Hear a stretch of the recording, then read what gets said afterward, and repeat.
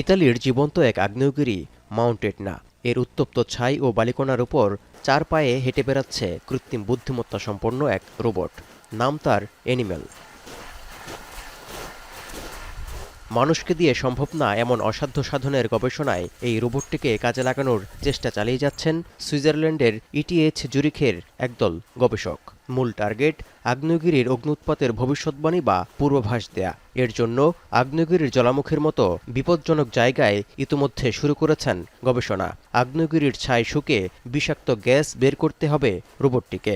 We do want to predict when eruptions will occur, and for this we need data.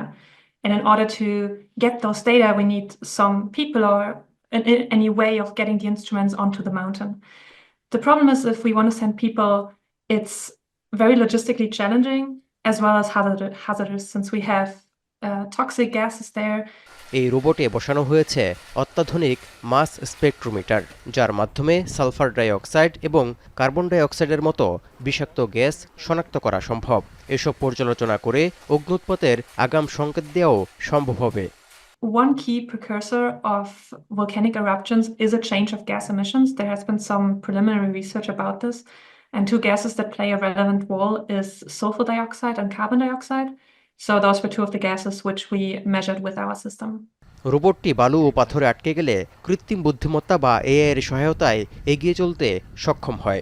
গবেষকদের পরবর্তী লক্ষ্য হল এই রোবটটিকে পুরোপুরি স্বয়ংক্রিয় করে তোলা, যাতে মানুষের কোনো ধরনের সাহায্য ছাড়াই দুর্গম ও ঝুঁকিপূর্ণ দীর্ঘ পথ পাড়ি দিয়ে নির্ভুল তথ্য পাঠাতে পারে। প্রাথমিক গবেষণায় সফলতা পাওয়ায় বিজ্ঞানীদের আশার আলো দেখাচ্ছে রোবটটি। Our goal is to achieve this full autonomy, that we can actually give the robot a goal which is several hundreds meters away, even kilometer scale, and the robot autonomously navigates there. And for this, it needs a full understanding of everything that's happening around it. And that's something which is still ongoing research, where field tests such as ETNA are very valuable to reaching this goal. অত্যাধুনিক এই প্রযুক্তি কেবল আগ্নেয়গিরির রহস্য উদ্ঘাটনেই নয়, মহাকাশ গবেষণাতেও বৈপ্লবিক পরিবর্তন আনবে বলে মনে করছেন সংশ্লিষ্ট বিজ্ঞানীরা, যার মাধ্যমে অগ্ন্যুৎপাতের ভয়াবহ থাবা থেকে মুক্তির পাশাপাশি অনেক বিপদ এড়ানো সম্ভব হবে বলে মনে করা হচ্ছে। তৌহিদুর রহমান, এখন বিশ্ব।